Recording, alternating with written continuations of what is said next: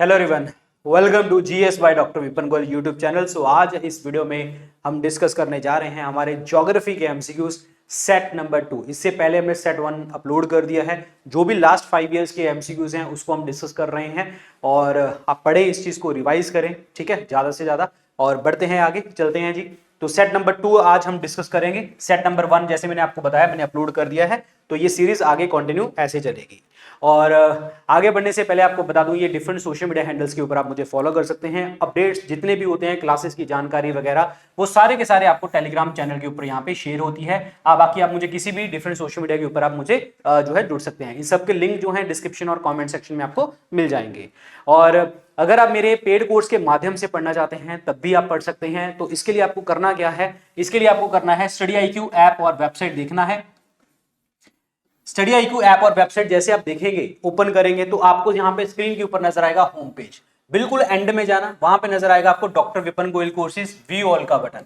इस view all के button को जैसे आप दबाएंगे, ये सारे कोर्सेज आपको नजर आ जाएंगे। इसमें हमारे chapter wise topic wise MCQs courses भी हैं। जैसे कि अगर हम बात करूं 10,000 की, ये chapter wise topic wise MCQ course है।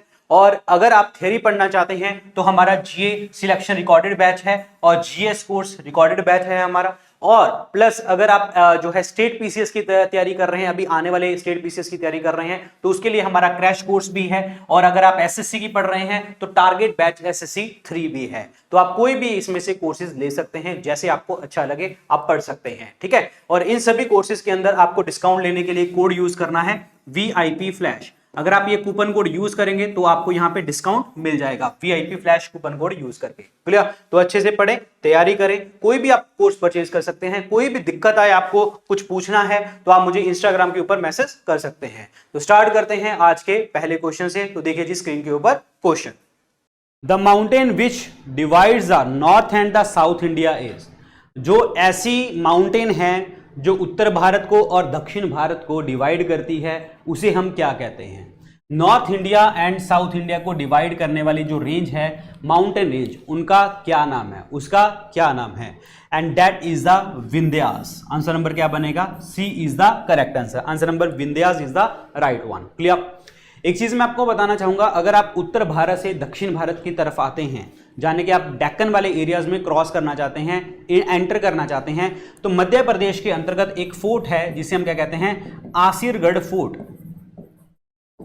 आसिरगढ़ fort and this is the key to Deccan. मतलब अगर जो आपके नॉर्थ वाले राजा थे, अगर उनको जीतना था, दक्षिण जीतना था, डेक्कन जीतना था, तो उनको आसिरगढ़ फोर्ट जीतना पड़ता था। तो that is the key to the Deccan. Point clear? तो answer number C is the right answer. Vindhyas और सतपुड़ा के बीच में जिस तरीके से मैंने लाइन लगाई है, ये एक वैली है, ये एक रिवर है, that is Narmada. Narmada river flows between the Narmada reverse flows between the Vindhyas and Satpura, मतलब इनके बीच में फ्लो करती है आपकी। और यहां पे फॉल्ट बनाती है। फॉल्ट का मतलब जैसे लाइन है ना, तो ऐसे ही आपका फॉल्ट बनता है। फॉल्ट बनता है और यहां पे आपका रिफ्ट वैली का पार्ट बनता है। रिफ्ट वैली, ब्लॉक माउंटेन्स का पार्ट बनता है यहां पे, ब्लॉक माउंटेन्स का between the Vindhyas and Satpura. और फिर क्या होता है, ये नर्मदा रिवर जो होती है ये गिर जाती है कहां पे? दैट इज इन द यहां पे, that is in the gulf of Khambhat में। गल्फ ऑफ खंबात में गिर जाती है और क्या बनाती है? एस्चुरी बनाती है। ठीक है। अब बात यहां पे ये है कि जो एस्चुरी बनाने वाली जो नदियां हैं वो 4 होती हैं। एक तो नर्मदा है, और एक तापी है, माही है और साबरमती है। ये 4 नदियां जो हैं ये आपका क्या बनाती हैं यहां पे? दैट इज द आपका एस्चुरी बनाती हैं। Point clear? Answer number C is the right one. Answer number C. बाकी 2-3 चीजें और याद करते हैं। जैसे नर्मदा रिवर है आपकी, नर्मदा रिवर जो है अमरकंटक प्लेटू से स्टार्ट होती है। अमरकंटक प्लेटू से, जैसे ही अमरकंटक प्लेटू से स्टार्ट होती है, ये मध्य प्रदेश में ही है। ये मध्य प्रदेश में जबलपुर के अंतर्गत क्या बनाती है? दैट इज द जबलपुर के अंतर्गत क्या बनाती है? धुआंधार फॉल्स। धुआंधार फॉल्स, ठीक है। धुआंधार फॉल्स जाने के मार्बल फॉल्स, इनको कहते हैं, ये बनाती है। तो this is important one. Answer number C is the right one. Western Ghat की अगर मैं बात करता हूं, अगर मैं इंडिया को ये लेके चल रहा हूं, तो ये आपका वेस्टर्न घाट का पार्ट आता है। वेस्टर्न घाट जो है यहां से आपकी साउथ वेस्ट मानसून आती है और यहां पे आके टकराती है और बारिश करती है। और वेस्टर्न घाट को हम और क्या कहते हैं, सह्याद्री के नाम से भी जाना जाता है। Point clear. और यहां पे जो साउथ वेस्ट मानसून आके टकराती हैं और जो बारिश माउंटेन से टकरा के होती है उसे हम ओरोग्राफिक रेनफॉल के नाम से जानते हैं। और हमारे इंडिया में मैक्सिमम बारिश जो है आपकी माउंटेन से टकरा के होती है, दैट्स वाई ओरोग्राफिक रेनफॉल जो है सबसे ज्यादा इंडिया में देखने को मिलती है। वेस्टर्न घाट की सबसे ऊंची चोटी का जो नाम है वो है Anaimudi. Anaimudi is the highest point of the western Ghat. Western Ghat की बात करें तो start from the Maharashtra, Goa, Karnataka, Kerala and Tamil Nadu, यहां पे पूरा जो है आपका वेस्टर्न घाट फैला हुआ है। वेस्टर्न घाट में आपको मैंने और क्या बताना है, वेस्टर्न घाट जो है आपका बायोडायवर्सिटी हॉटस्पॉट भी है। बायोडायवर्सिटी हॉटस्पॉट का मतलब क्या है, यहां पे हॉटस्पॉट वो एरिया होता है जहां पे एक पर्टिकुलर पॉपुलेशन जो है आपकी रिच हो, मतलब एक एरिया में जहां पे वही पर्टिकुलर पॉपुलेशन रिच हो, मतलब उस एरिया में एंडेमिक उसी एरिया में वो पाई जाती हो और प्लस उसका थ्रेट भी हो, मारने का, खत्म होने का, पोचिंग का, किसी भी तरीके का थ्रेट हो सकता है उसको। थ्रेट का मतलब यहां पे यही है, ऑब्वियसली बात है, अगर एक एरिया में ज्यादा पाई जाएगी तो वहां पे उसको ज्यादा थ्रेट देखने को मिलेगा। Point clear. तो ये वेस्टर्न घाट में देखने को मिलता है। बायोडायवर्सिटी हॉटस्पॉट है, बायोडायवर्सिटी हॉटस्पॉट वेस्टर्न घाट है और आपका जैसे ईस्टर्न हिमालयाज है। Clear. Western ghat, eastern Himalaya, Sundaland वाला पार्ट है, अंडमान निकोबार वाला पार्ट है। So all these are the biodiversity hotspots. Himalayas की अगर मैं बात करता हूं तो हिमालयस का ओरिजिन जो है टेथेस सी से देखने को आपको मिला है, टेथेस सी। और यहां पे प्लेट टेक्टोनिक मूवमेंट देखने को आपको मिलती है। प्लेट टेक्टोनिक मूवमेंट का मतलब क्या होता है कि जो प्लेट्स होती हैं आपस में टकराती हैं और ऐसे हिलती रहती हैं, जैसे हिलेंगी ऑब्वियसली बात है तो इनकी हाइट जो है बढ़ती बढ़ती बढ़ती चली जाएगी। पॉइंट क्लियर हो गया।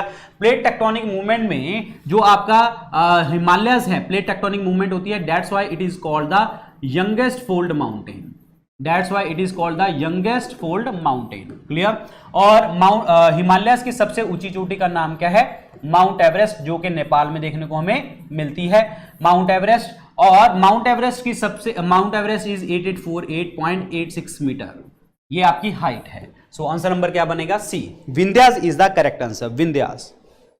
क्लियर हो गया आप लोगों को जी। Answer number C, Vindhyas is the right one. Here is the part, यहां पे देखिए जी विंध्यास आ गई हैं और हेयर आर द सतपुड़ास और इसके बीच में आपकी रिफ्ट वैली चलती है और यहां पे गल्फ ऑफ खंबात में गिर जाती है। आपकी यहां से जो है नर्मदा, तापी, साबरमती और जो है माही रिवर यहां से आके ऐसे गिरती हैं और यहां पे एस्चुरी बनाती हैं। Here is the Deccan plateau, Deccan plateau, key to the Deccan is Asirgarh fort. Western Ghat is here, जो मैंने आपको बताया था साउथ वेस्ट मानसून टकराती हैं। Anaimudi is the highest peak. Cardamom hills जो होती हैं आपकी बिल्कुल दक्षिण वाली हिल्स देखने को मिलती हैं। वेस्टर्न घाट और ईस्टर्न घाट जहां पे मिलते हैं उसे हम नीलगिरी माउंटेन्स कहते हैं, जाने के ब्लू माउंटेन्स का पार्ट के नाम से इसको जाना जाता है। Nilgiri is the blue mountain, this is important one. Clear. Nilgiri की सबसे ऊंची चोटी का जो नाम है वो है दोदा बेटा, दोदा बेटा, this is important one, Doda बेटा। Clear, important. छोटा नागपुर प्लेटू है यहां पे, इसको हम पैटलैंड के नाम से भी जानते हैं। पैट मतलब जो आपका जैसे इसको और क्या कहते हैं हम, रूर ऑफ इंडिया। ठीक है, पैट मतलब लावा, लावा द्वारा बनाई गई लैंड है ये। सुंदरबन, सुंदरबन डेल्टा भी हैं आपके और ये क्या किस चीज से बनते हैं delta, that is the Ganga river plus Brahmaputra river, Ganga river plus Brahmaputra river द्वारा। और सुंदरबन जो है सबसे बड़े मैंग्रोव्स भी हैं इंडिया में। मैंग्रोव्स कोस्टल स्टेट्स में पाए जाते हैं। मैंग्रोव्स को लिटोरल फॉरेस्ट के नाम से भी जानते हैं, स्वैम्पी फॉरेस्ट के नाम से भी इसको जाना जाता है और टाइडल फॉरेस्ट के नाम से भी इसको जानते हैं। पॉइंट क्लियर हो गया। Here is the Rann of Kutch, Rann of Kutch में रिवर आती है, यहां पे आके खत्म हो जाती है, and that is the river Luni. River Luni का मतलब यहां पे ये है, so this is the ephemeral river. Ephemeral river वो होती हैं जो आपका जहां पे पहुंचना होता है वहां पे ना पहुंच के वो रास्ते में ही खो जाती हैं, they are called ephemeral river. Here is the Aravallis, Aravallis are the old fold mountain, old fold mountain आपकी देखने को मिलती हैं और इसकी सबसे ऊंची चोटी का नाम है गुरु शिखर। ये गुरु शिखर आपको देखने को मिलती है राजस्थान में, सबसे हाईएस्ट पॉइंट है अरावलीज का। क्लियर। थार डेजर्ट हमारे इंडिया का सबसे बड़ा डेजर्ट है, सबसे ज्यादा एरिया आपका कहां पे पाया जाता है, that is in the Rajasthan. यहाँ पे देखो गैरो खासी जयंतिया हिल्स हैं, ये मेघालय में देखने को मिलती हैं हमें। मेघालय जिसे हम और क्या कहते हैं, एबॉर्ड ऑफ द क्लाउड्स, बादलों से घिरा हुआ। और यहाँ पे एक जगह है मनसमराम, जहाँ पे सबसे ज्यादा बारिश होती है आपकी, यहाँ पे सबसे ज्यादा बारिश होती है। और दूसरे नंबर पे Cherrapunji. And here is the Himalayas. Himalayas the highest mountain peak is mount Everest, the youngest fold mountain. Clear हो गया आप लोगों को? तो ये आपको मैंने बता दिया, सारा का सारा मैप इसको मैंने आपको क्लियर कर दिया यहाँ पे। चलिए अगला आंसर बताइए, नेक्स्ट क्वेश्चन बताइए क्या बनेगा। शाबाश।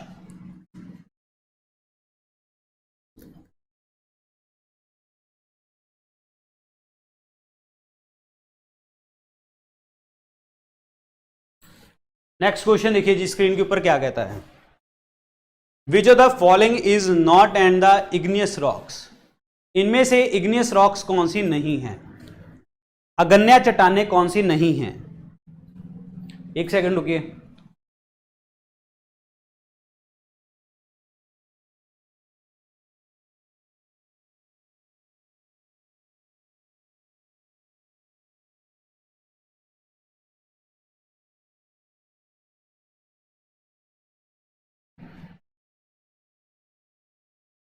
इग्नियस रॉक्स कौन सी नहीं है? यस बताइए, शाबाश।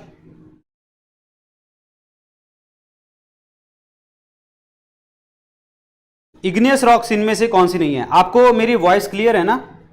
यस वॉइस क्लियर है, ठीक है, कोई दिक्कत नहीं है।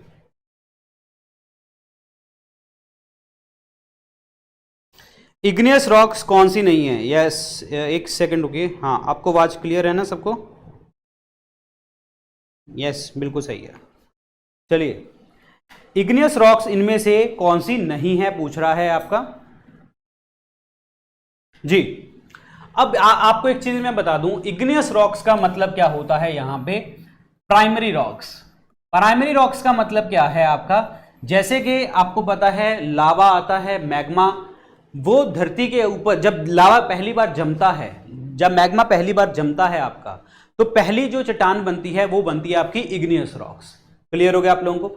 यहां पे कोई भी फॉसिल देखने को नहीं को मिलता, आपको कोई भी लेयरिंग देखने को आपको नहीं मिलती। पॉइंट क्लियर हो गया आप लोगों को? तो these are the igneous rocks जो प्राइमरी रॉक्स होती हैं। अब इनके ऊपर जैसे टाइमिंग जैसे सेट हो जाती हैं, फिर उसके बाद छोटी छोटी जो है चट्टानें और बनती हैं, सेडिमेंट्स वगैरह बनते हैं आपके, एंड दे आर कॉल्ड आपकी सेडिमेंट्री रॉक्स, अवसादी चट्टानें, सेडिमेंट्री रॉक्स, जिसमें आपको देखने को मिलता है कोल, डीजल, पेट्रोल, ये सब कुछ यहां पे देखने को मिलता है। फिर इसके ऊपर हवा, पानी, टेम्परेचर का इफेक्ट पड़ता है, और फिर इसके जो रॉक चेंज होती है, and that is the metamorphic rock, कायांतरित चट्टानें जिसे हम कहते हैं, मेटामॉर्फिक रॉक बन जाती हैं। पॉइंट समझ आया जी? बिल्कुल सही। तो अब बात यह है कि इनमें से इग्नियस रॉक कौन सी नहीं है। सो इनमें से जो रॉक नहीं है वो है dolomite. Answer number 1 is the correct answer. Granite भी है, बेसाल्ट भी है, गैब्रू भी है। So this is very important. Answer number 1 is the correct answer. Answer number 1। एक चीज मैं आपको बताना चाहूंगा कि कई बार क्या होता है, जो मैग्मा होता है ना, वो धरती के बाहर आके जमता है तो पहली चट्टान बनती है, और कई बार क्या होता है धरती के अंदर ही जाके जम जाता है, तो वो जब बाहर आ जाएगा तो उसे हम एक्सट्रूसिव कहते हैं। अगर अंदर ही मैग्मा जम जाता है और प्राइमरी चट्टान बनाता है तो उसे हम इंट्रूसिव कहा जाता है। पॉइंट क्लियर हो गया? अगर धरती के अंदर रह गया और चट्टान बनाई उसने तो इंट्रूसिव, बाहर आ गया तो एक्सट्रूसिव कहा जाता है। पॉइंट क्लियर हो गया आप लोगों को? यस ठीक है। और यहां पे जो बसाल्ट है ये वाली, ये आपकी एक्सट्रूसिव रॉक है। ये क्वेश्चन बहुत बार आता है पेपर में। एक्सट्रूसिव रॉक है, एक्सट्रूसिव इग्नियस रॉक है। जो प्राइमरी चट्टान बनती है ये एक्सट्रूसिव इग्नियस, मतलब बाहर आके जमती है। गैब्रू की बात करता हूं तो ये इंट्रूसिव है आपकी, intrusive igneous rocks, intrusive igneous rock. तो answer number 1 is the correct answer. Answer number 1 dolomite is the correct one. Dolomite, यहां पे देख लीजिए colour white, grey to pink, yellow देखने को आपको मिलता है। और ये डोलोमाइट जो होता है carbonate mineral composed of calcium magnesium carbonate का होता है, calcium magnesium carbonate. So that's why जो आपकी डोलोमाइट है, तो this is an ore of calcium and this is also the ore of magnesium. ये याद रखना इंपॉर्टेंट पार्ट है। डोलोमाइट जो होती है, ये डोलोस्टोन जो होती है सेडिमेंट्री रॉक होती है, ये याद रखें। चलिए अगला आंसर बताइए, शाबाश।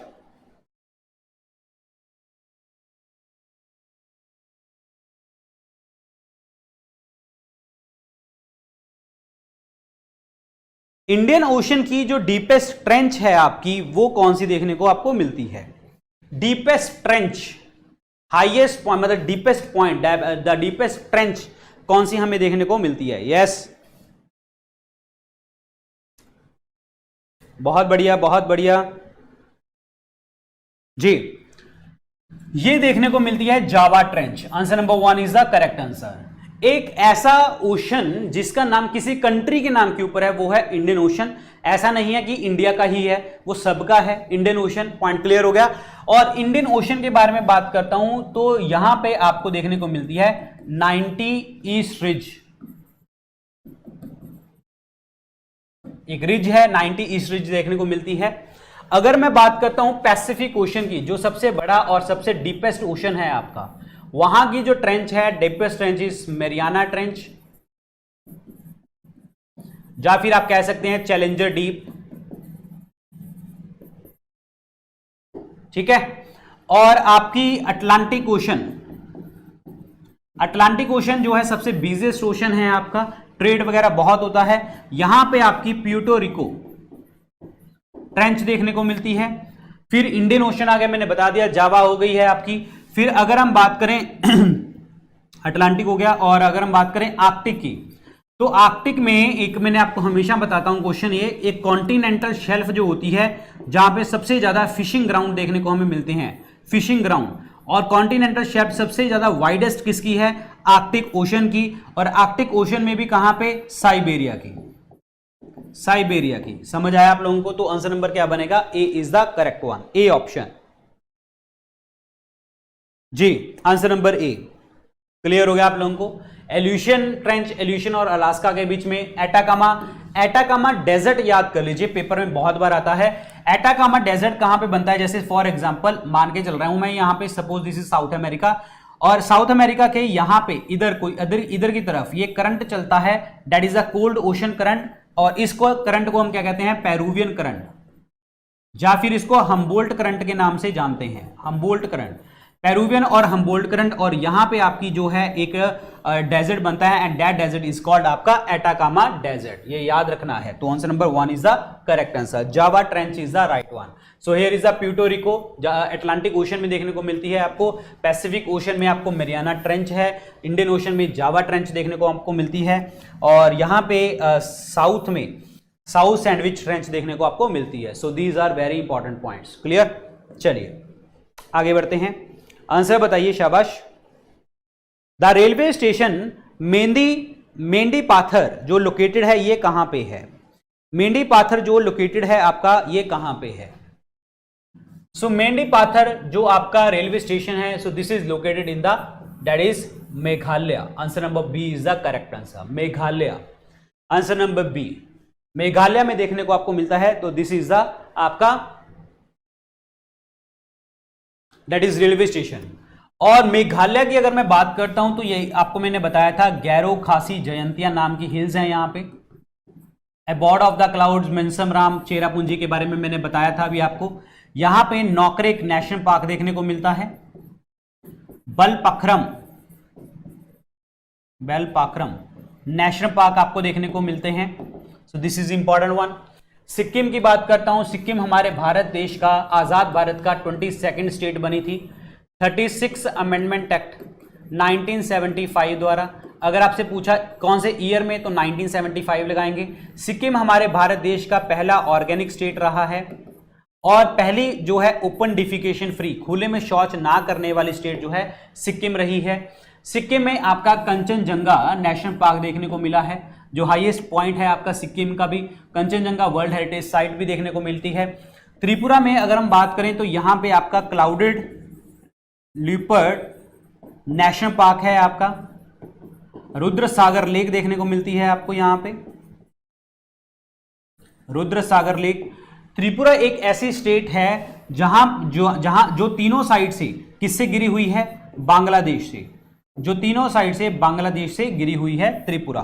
त्रिपुरा जो ट्रॉपिक ऑफ कैंसर है आपकी, वो त्रिपुरा से भी होके निकलती है। नागालैंड की बात करते हैं। नागालैंड की ऑफिशियल लैंग्वेज जो है आपकी, ऑफिशियल लैंग्वेज वो इंग्लिश है। नागालैंड में एक फेस्टिवल सेलिब्रेट किया जाता है जिसे हम क्या कहते हैं, हॉर्नबिल फेस्टिवल। ये बहुत बड़ा इंपॉर्टेंट क्वेश्चन है हॉर्नबिल फेस्टिवल का।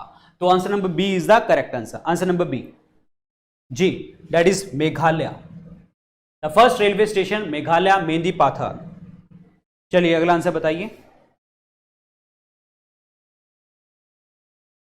तिरुपति जो है ये हमें कहां पे देखने को मिलता है? तिरुपति इज लोकेटेड इन, जी देखिए तिरुपति आपको पता है मतलब ये आंध्र प्रदेश में देखने को मिलता है, that is in the Seshachalam hills में। Answer number C is the correct answer. Andhra Pradesh Seshachalam में देखने को मिलता है। नंदी गामा की बात करता हूं तो ये भी आंध्र में है। यहां पे आपको इसके नजदीक देखने को मिलता है श्री वेंकटेश्वरा टेम्पल। ये भी आंध्र प्रदेश में श्री वेंकटेश्वरा टेम्पल जो देखने को मिलता है यहां पे।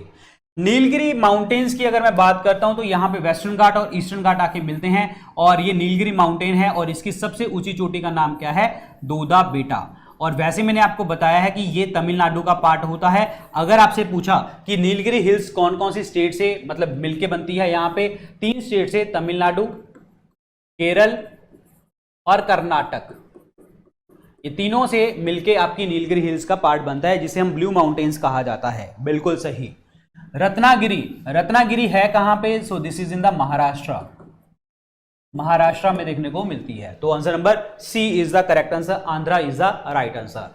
Here is the Seshachalam hill range, यहीं पे आपको देखने को मिलता है, दैट इज तिरुपति का मंदिर और वैली। अगला बताइए।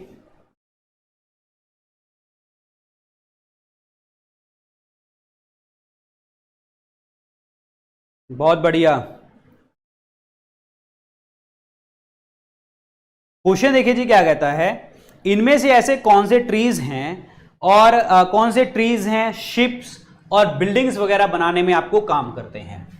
शिप्स, बिल्डिंग और रेलवे वगैरह बनाने में आपको हेल्प करते हैं, and that is the teak and the sal. Teak और साल बनाने में मदद करते हैं शिप बिल्डिंग एंड रेलवेज। ध्यान रखें हमारे जो लोकोमोटिव्स हैं, लोकोमोटिव्स वो कहां कहां पे हैं? दैट इज द, एक तो चितरंजन लोकोमोटिव आपको पता होगा जो आपको वेस्ट बंगाल में देखने को मिलता है, वाराणसी में भी है लोकोमोटिव्स, पॉइंट क्लियर। और इसके अलावा भी जमशेदपुर, भोपाल, जमशेदपुर और भोपाल में लोकोमोटिव्स देखने को आपको मिलते हैं। समझ आया आप लोगों को? ये है ट्रेन के लोकोमोटिव्स। अगर मैं बात करता हूं कोचिस की, रेलवे कोचिस, रेलवे कोचिस कहां कहां पे बनते हैं? पेरंबूर, दैट इज इन तमिलनाडु, कपूरथला पंजाब, यहां पे देखने को मिलते हैं। So this is very very important part, clear. Bengaluru और कोलकाता में भी है लेकिन यहां पे मेन है आंसर नंबर सी, और answer number C is the correct answer. ये ट्रीज जो हैं शिप बिल्डिंग और रेलवे वगैरह बनाने में मदद करते हैं, टीक एंड साल। नेक्स्ट बताओ। माल्थीजियन थ्योरी जो है पॉपुलेशन की, ये किसके बारे में डील करती है? ये किसके बारे में डील करती है? देखिए माल्थीजियन थ्योरी ऑफ पॉपुलेशन का मतलब क्या है? एक जगह के ऊपर पॉपुलेशन है और एक जगह के ऊपर आपका फूड है। अब माल्थीजियन क्या कहता है पॉपुलेशन और फूड के रिलेटेड कि पॉपुलेशन जो ग्रो करती है वो तो ज्योमेट्रिकल प्रोग्रेशन में ग्रो करती है। अब ज्योमेट्रिकल का मतलब क्या होगा? 2, 4, 6, 8, 10, 12, 14 मल्टीप्लिकेशन। और फूड जो ग्रो करता है 1, 2, 3, 4, 5, 6, 7 ऐसे ग्रो करता है, and that is in the arithmetic progression. समझ आया? पॉपुलेशन ज्योमेट्रिक प्रोग्रेशन में और अर्थमेटिक प्रोग्रेशन में आपका फूड ग्रो करता है, तो दिस इज इंपॉर्टेंट वन। और इसमें इन्होंने बोला है तो अगर पॉपुलेशन ऐसे बढ़ती चली जाए और फूड इस तरीके से बढ़ता चला जाए तो हमारे लिए नुकसानदायक है। क्यों? क्योंकि पॉपुलेशन बहुत ज्यादा बढ़ती चली जा रही है और खाना आपका कम है। तो ये माल्थेजियन क्या कहता है कि इस चीज को कंट्रोल करने के लिए, पॉपुलेशन को कंट्रोल करने के लिए दो तरीके होते हैं। एक तो होते हैं प्रिवेंटिव मेजर्स, कि आप जो हैं रुक जाओ। प्रिवेंटिव मतलब ऑब्वियसली बात है, अगर हम बात करें use of condoms during the sex and let marriages, और प्रिवेंटिव में और क्या हो सकता है, लेट मैरिजेस, और ऑब्वियसली बात है जब आपने एक बच्चा कर लिया तो आप ऑपरेशन करवा के, जिसे हम नॉर्मल भाषा में, लोकल लैंग्वेज में नसबंदी कहते हैं, वेजेक्टोमी वगैरह, ठीक है, और ये सब चीजें आप करवा सकते हैं, ऑपरेशन वगैरह चीजें करवा सकते हैं आप लोग, और ये है preventive measure. Late marriages, contraceptive pills use कर सकती हैं, ठीक है। So they are the preventive तरीके। एक होते हैं आपके प्रिवेंटिव और एक होते हैं आपके पॉजिटिव प्रिवेंशन। अब पॉजिटिव जो है, पॉजिटिव चेक्स कौन से होते हैं, अगर मैं कहूं लड़ाई होगी, वॉर होगी, तो पता है वॉर में एक दूसरे, दोनों लोगों के लोग मरेंगे, सेना मरेगी, तो बहुत सारी पॉपुलेशन एक बार में खत्म हो जाएगी। हमारे देश में अभी वर्ल्ड में पेंडेमिक देखने को मिला था, बहुत सारी पॉपुलेशन खत्म हुई थी। तो ये माल्थेजियन के अकॉर्डिंग क्या है, एक पॉजिटिव चेक है। Point clear. और डिजास्टर हो जाए, फ्लड आ जाए, एक साथ ही बहुत सारे लोग मर जाएं, तो ये सारी कंडीशन आती है पॉजिटिव चेक में अकॉर्डिंग टू द माल्थेजियन। तो ये हमें किस चीज के बारे में बात करता है, ये बात करता है food supply and population growth के बारे में बात करता है। तो answer number B is the correct answer. Answer number B, point समझ आया आप लोगों को? Answer number B is the correct answer. और इसने बोला है कि पॉपुलेशन ज्योमेट्रिकल प्रोग्रेशन में और फूड अर्थमेटिक प्रोग्रेशन में ग्रो करता है। So this is very important part. Answer number B is the right one. Answer number B. यहां पे देखो, population increase in the geometrical 1 2 4 8 multiplication होती चली जा रही है। फूड सप्लाई जो है अर्थमेटिक प्रोग्रेशन में है। सो प्रिवेंटिव चेक है, लेट मैरिजेस कीजिए, मोरल रिस्ट्रेंट, और पॉजिटिव जो है आपका फेमाइन, एपिडेमिक्स, वॉर एटसेट्रा। सो ये आपके चेक्स होते हैं जिससे पॉपुलेशन कंट्रोल करी जा सकती है। ये पेपर में आते हैं, कोई हंसी मजाक वाली बातें नहीं है, ये तरीके हैं क्वेश्चन में पूछने के। जी, स्यूज कैनाल कनेक्ट, जो स्यूज नहर है, पहली बात तो it is a man made, हमने बनाई है ट्रेड वगैरह के लिए, and this is seen in the red sea and the Mediterranean sea. Answer number B is the correct answer. Red sea और मेडिटेरेनियन सी के बीच में जो देखने को मिलती है आपकी, that is the sues canal. Here is the Suez Canal between the Red Sea and the Mediterranean Sea, or between the Asia and the Africa. This is a Suez Canal. This is very very important point. Clear? Man-made canal है ये। North Sea, ये क्या हो गया?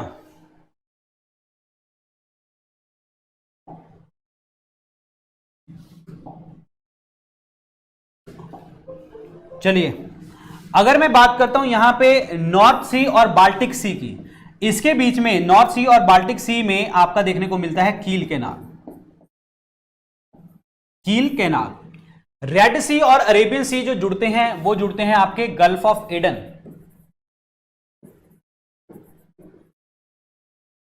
Gulf of Aden से। Point समझ आया आप लोगों को?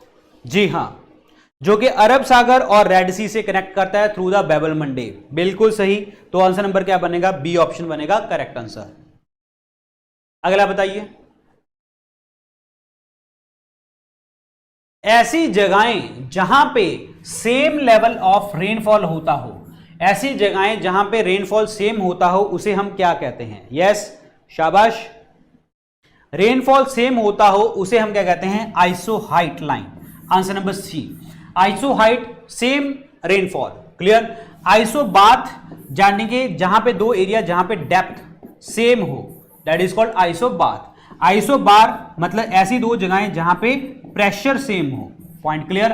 कंटूर लाइंस का मतलब ये होता है, मतलब प्रॉपर तरीके से कंटूर बने हो, इक्वल हाइट हो, अबव द सी लेवल और बिलो द सी लेवल, मतलब हाइट बराबर होनी चाहिए above the sea level, that is called contour line. तो answer number C is the correct answer. Answer number C. मैंने आपको रेनफॉल का मतलब बता दिया था। हमारे इंडिया में जो रेनफॉल होती है सबसे ज्यादा ओरोग्राफिक रेनफॉल होती है, जो कि माउंटेन से टकरा के होती है। एक होती है आपकी कन्वेक्शनल रेनफॉल। कन्वेक्शनल रेनफॉल का मतलब क्या होता है? यहां पे जैसे कि जो आपका ये क्या कहते हैं, वेपर्स होते हैं, पानी वेपर्स, हवा में उड़ जाते हैं और बादल बन जाते हैं, और फिर जब रेनफॉल होती है that is called convection rainfall. एक फ्रंटल रेनफॉल होती है आपकी। फ्रंटल रेनफॉल का मतलब ये होता है जहां पे ठंडी हवा और गर्म हवा के मिलते हैं, दैट इज फ्रंटल रेनफॉल। एक होती है साइक्लोनिक रेनफॉल।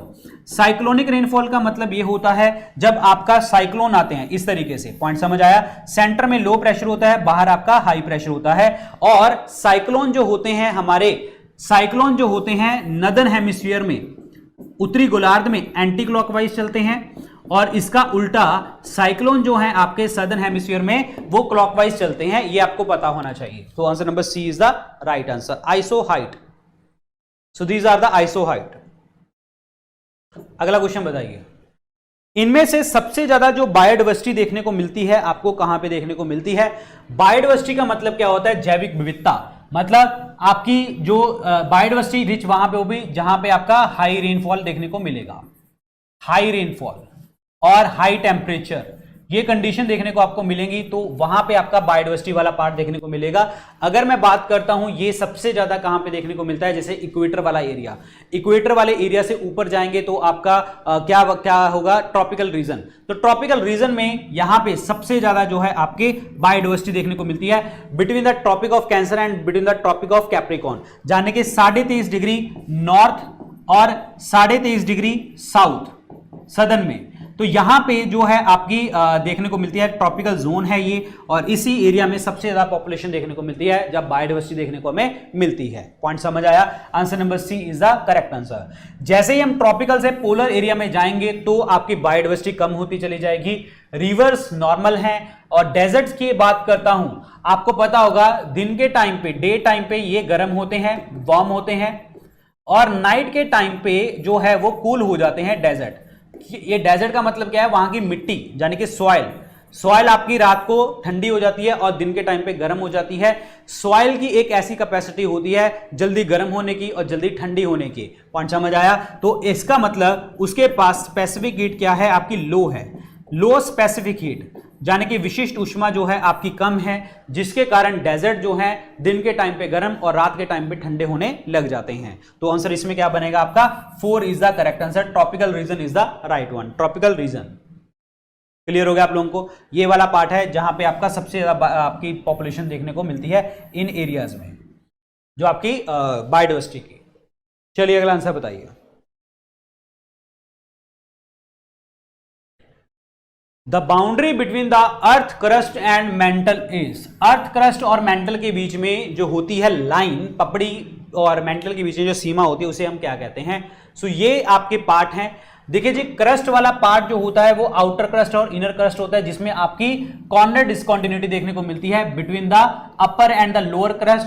ऐसा ही मेंटल होता है जिसमें upper mantle and lower mental होते हैं, और अपर मेंटल और लोअर मेंटल में रैपिटी होती है। और यहां पे जो मोहरविक डिस्कंटिन्यूटी है बिटवीन द आपका क्रस्ट और बिटवीन द मेंटल, ये आपका आंसर बन जाएगा जो पेपर में पूछा गया है।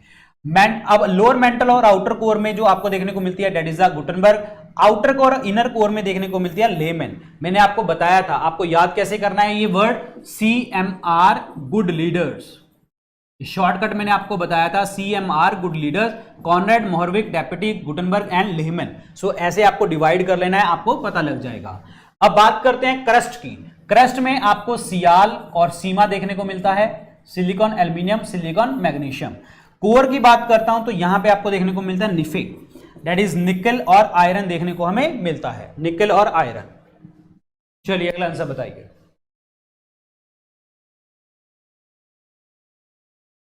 जी, अगर क्रस्ट में पूछा कि सबसे ज्यादा जो एलिमेंट है वो कौन सा मिलता है, तो आपका ऑक्सीजन मिलता है। अगर मेटल पूछा तो एल्यूमिनियम मिलता है सबसे ज्यादा। मेटल पूछा तो एल्यूमिनियम है। बहुत बढ़िया, बहुत बढ़िया, शाबाश। डोल्ड्रम वाला पार्ट है वो कौन सा लैटिट्यूड के ऊपर होता है? देखिए, लैटिट्यूड का मतलब होता है लेटी हुई लाइनें, ऐसे ये लैटिट्यूड्स हैं, समझ आया? ये दो लैटिट्यूड्स के बीच में 1 डिग्री का डिस्टेंस होता है, और 1 डिग्री बराबर हो is equal to 111 kilometre, 111 kilometre का डिस्टेंस होता है। ये डोल्ड्रम वाला पार्ट वो होता है जो कि 5 डिग्री नॉर्थ और 5 डिग्री साउथ में देखने को आपको मिलता है। Answer number A is the correct answer. और इसी एरिया को हम क्या बोलते हैं, यहां पे आपका inter tropical conversion zone, that is ITCZ होता है ये। और यहां पे आपका north east trade winds and south east trade winds आके कन्वर्ज करती हैं और ये बन जाता है आपका ITCZ, that is inter tropical conversion zone वाला पार्ट बनता है। और ऐसे ही आपकी जो वेस्टर्लीज होती हैं ये आपकी ट्रॉपिकल सब ट्रॉपिकल हाई प्रेशर बेल्ट से लेके आपकी पोलर की तरफ चलती हैं, आपकी लो प्रेशर बेल्ट की तरफ चलती हैं, so this is called westerlies. ऐसे ही ईस्टर्लीज होती हैं आपकी, that is the from the polar cell में 90 डिग्री से नीचे की तरफ जो आती हैं, they are called the easterlies. This is very very important part. चलिए अगला आंसर बताओ।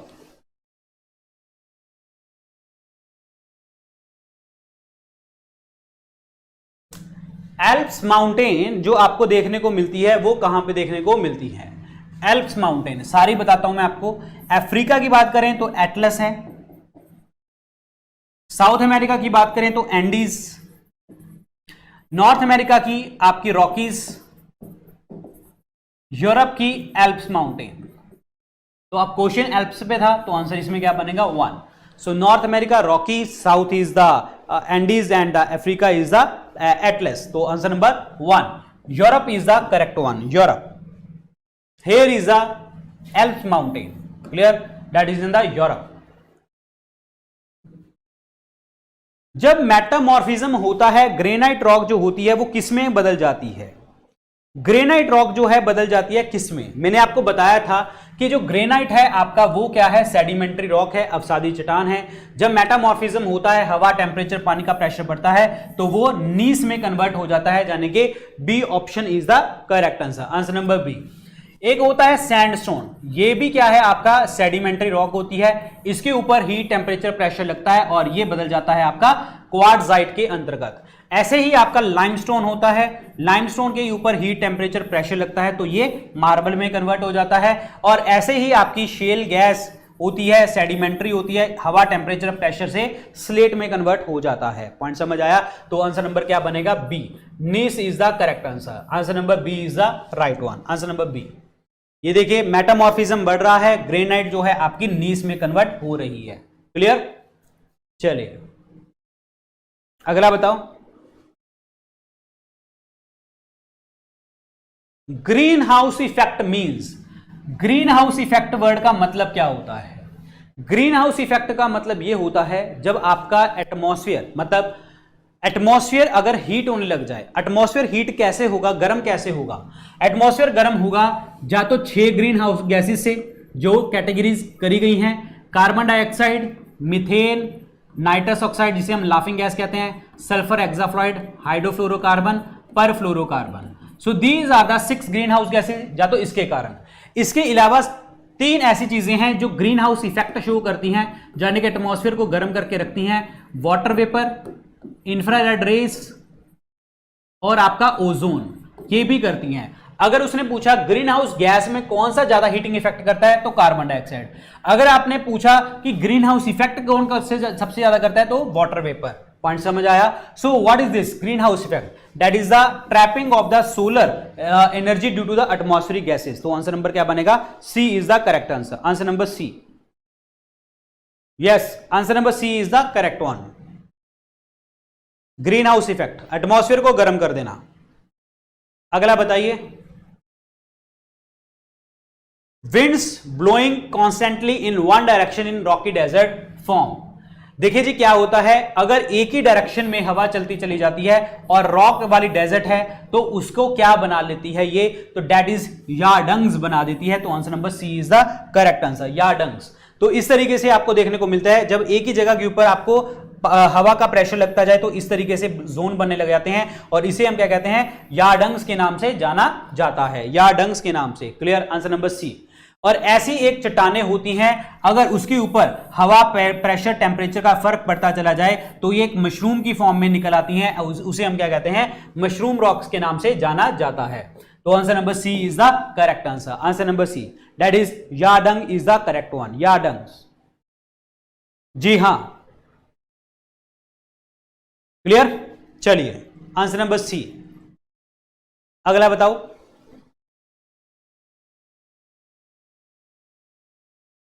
अगला क्वेश्चन बताइए। A stretch of sea water partially और fully separated by narrow strip from the main sea is the called. देखिए एक sea water है, partially और फुली सेपरेटेड है नैरो स्ट्रिप से और from the main sea, that is called, देखिए ये उस चीज को कहते हैं that is called lagoon lake. Lagoon को कहा जाता है, वो पार्शली जब फुली सबमर्ज्ड होता है पानी के अंतर्गत और एक स्ट्रिप द्वारा अलग होता है। लैगून जैसे कि चिलिका लेक है आपकी उड़ीसा में, वो लैगून लेक है, समझ आया। और बे जो होता है एक रिसेस्ड पोर्शन होता है, जैसे ऐसे वाला, दिस इज कॉल्ड बे। और अगर ये बड़ा हो जाए तो that is called gulf. Point समझ आया। इस्थमस की अगर मैं बात करता हूं तो इस्थमस वो वाला पार्ट होता है, नैरो स्ट्रिप होती है लैंड की, जो दो बड़े लैंड मास को कनेक्ट करता है। एक लैंड मास है, छोटा लैंड मास है, जो बड़े वाले लैंड मास को जो है कनेक्ट करता है। तो दिस इज वेरी इंपॉर्टेंट। ये लैंड है, ये दो बड़े लैंड मास देखने को हमें मिल रहे हैं। तो अगर ऐसी कोई चीज है अगर कनेक्ट कर रहा है तो उसे हम क्या कहते हैं, इस्थमस कहते हैं। ऐसे ही स्टेट होता है, स्टेट जो होता है एक ऐसा छोटा पार्ट जो दो बड़े वाटर बॉडीज को कनेक्ट करता है, वाटर बॉडीज को, समझ आया। तो that is called state. Yes, तो आंसर इसमें क्या बनेगा आपका, सी ऑप्शन बनेगा correct answer, lagoon. So here is the lagoon lake, मतलब पार्शली और फुली जो आपकी सबमर्ज्ड होती है, ऐसे अलग से एक बन जाती है लेक, और इधर आपका सारा ओशन वगैरह देखने को आपको मिल जाता है। एक चीज मैंने और भी बताई थी, नॉर्थ अटलांटिक ओशन में आपका एक सी है, समुद्र है, जिसकी कोस्ट लाइन नहीं है, नो कोस्ट लाइन, जिसकी तटीय रेखा नहीं है, और वो है आपका सारगासो सी। समझ आया, सारगासो सी, उसकी कोस्ट लाइन कोई नहीं है, ओशन करंट उसको बनाते हैं ऐसे ऐसे करके, ओशन करंट्स।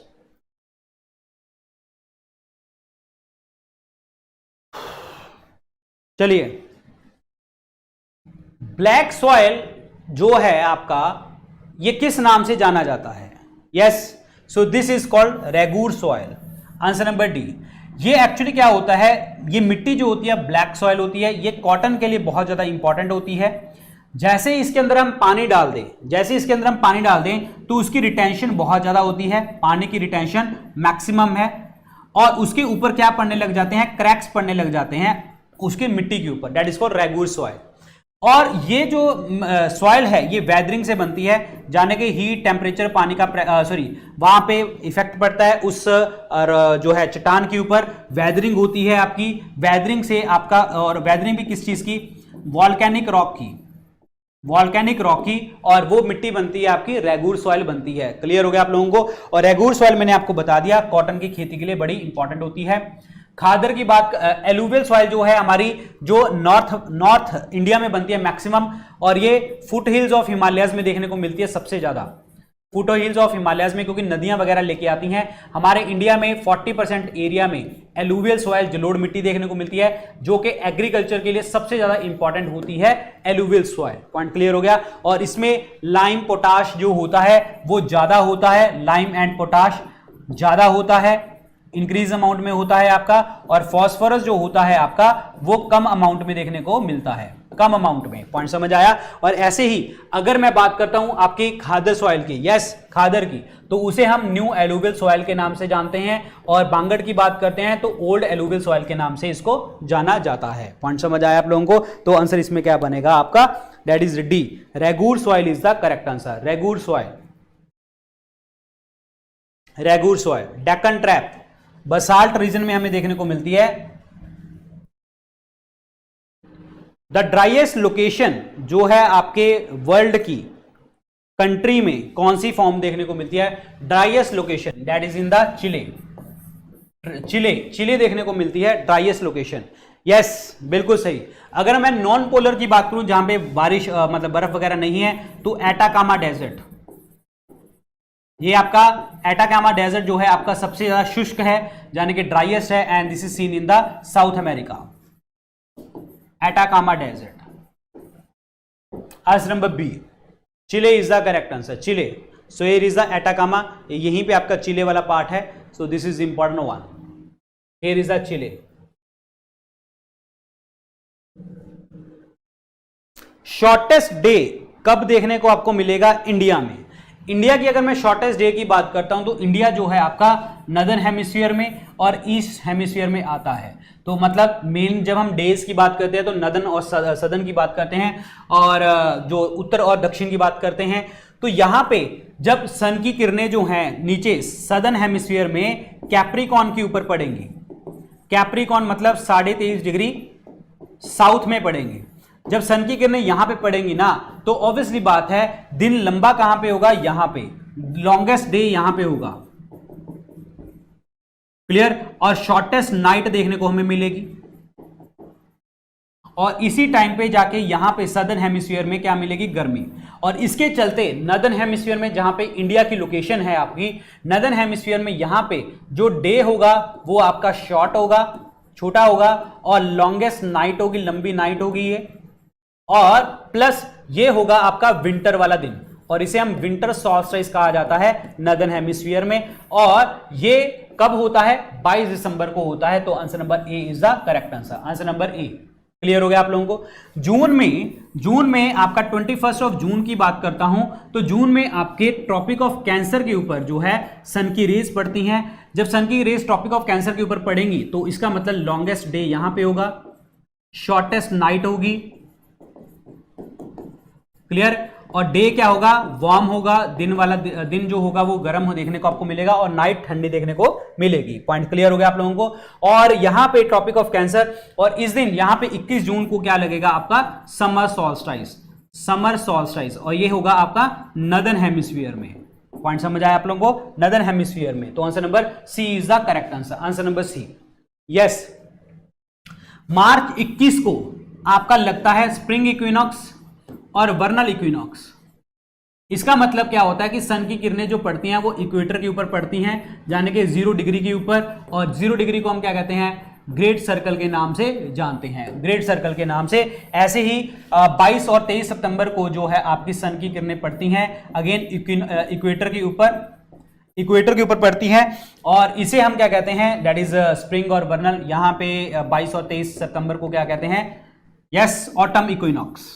जब दिन और रात बराबर होते हैं ऑटम इक्विनॉक्स कहा जाता है। पॉइंट क्लियर हो गया। तो आंसर नंबर क्या बनेगा, A option, December 22 is the correct answer. यहां पे देख लीजिए, समर सॉल्स्टिस 21 जून को, समर होगी नदर्न हेमिस्फीयर में और विंटर होगी आपकी सदर्न हेमिस्फीयर में।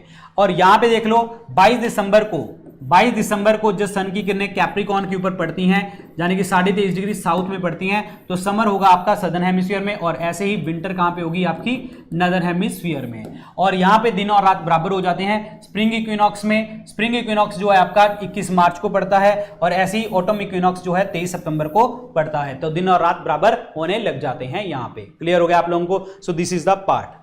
क्वेश्चन बोलता है साइक्लोन जो होते हैं या चक्रवात जो होते हैं उनकी डायरेक्शंस के ऊपर क्वेश्चन है। चक्रवातों की डायरेक्शन के ऊपर क्वेश्चन है कि क्या डायरेक्शन होती है साइक्लोन्स की। साइक्लोन होते क्या हैं, आपने देखा होगा बंगाल की खाड़ी में ही चलते हैं, बे ऑफ बंगाल में चलते हैं।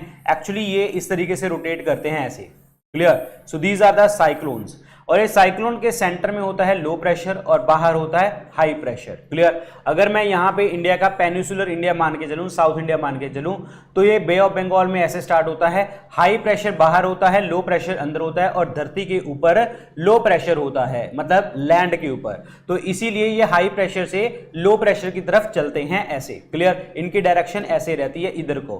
अब सेंटर में लो प्रेशर, बाहर इसके हाई प्रेशर, और ये सी समुद्र के अंतर्गत चल रहा है, बंगाल की खाड़ी में चल रहा है, और बाहर धरती के ऊपर है लो प्रेशर, और इसीलिए ये इस डायरेक्शन में चलता है। So that means from the west, sorry from the east to the west, clear. तो इसका आंसर क्या बनेगा आपका, ए ऑप्शन बनेगा correct answer, answer number A, clear. Answer number A is the right answer. एक चीज आपको पता होना चाहिए, जो साइक्लोन्स होते हैं वो नदर्न हेमिस्फीयर में उत्तरी गोलार्ध में चलते हैं, उल्टी डायरेक्शन में, एंटी क्लॉकवाइज, समझ आया। और ऐसे ही साइक्लोन जो होते हैं आपके सदर्न हेमिस्फीयर में, दक्षिण गोलार्ध में चलते हैं आपके clockwise.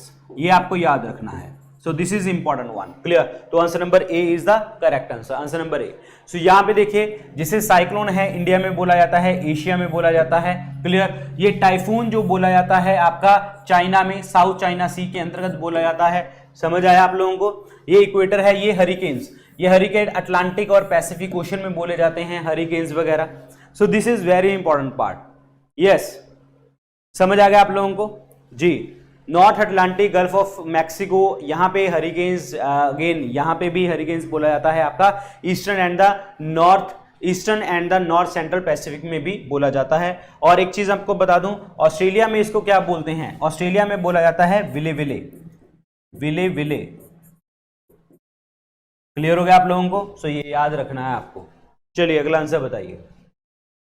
Next question is supersonic jet planes fly in which of the following layers of the earth atmosphere. सीधी सी बात है, जेट प्लेन्स चलाने हैं आपको, एरोप्लेन्स चलाने हैं, तो वो एटमॉस्फेयर की कौन सी लेयर में देखने को हमें मिलेगा? देखिए जेट प्लेन्स हैं तो ऑब्वियसली बात है आपको देखने को मिलेंगे स्ट्रेटोस्फीयर में, समताप मंडल में देखने को हमें मिलेंगे। स्ट्रेटोस्फीयर, समताप मंडल में एक्चुअली क्या है कि धरती की लेयर्स हैं आपकी, troposphere, stratosphere, mesosphere, thermosphere and उसके बाद एक्सोस्फीयर। ये स्ट्रेटोस्फीयर में इसीलिए चलते हैं क्योंकि यहां पे आपका क्लाउड कवर देखने को आपको नहीं मिलता, और क्लाउड हमें देखने को मिलते हैं कहां पे? ट्रोपोस्फीयर में, शोभ मंडल में देखने को मिलते हैं। और यहां पे आसमान साफ होता है और जेट प्लेन्स चलते हैं क्योंकि क्लाउड्स नहीं होते। तो आंसर इसमें क्या बनेगा? C is the correct answer. Stratosphere में एक लेयर होती है जिसे हम क्या कहते हैं? Ozone layer.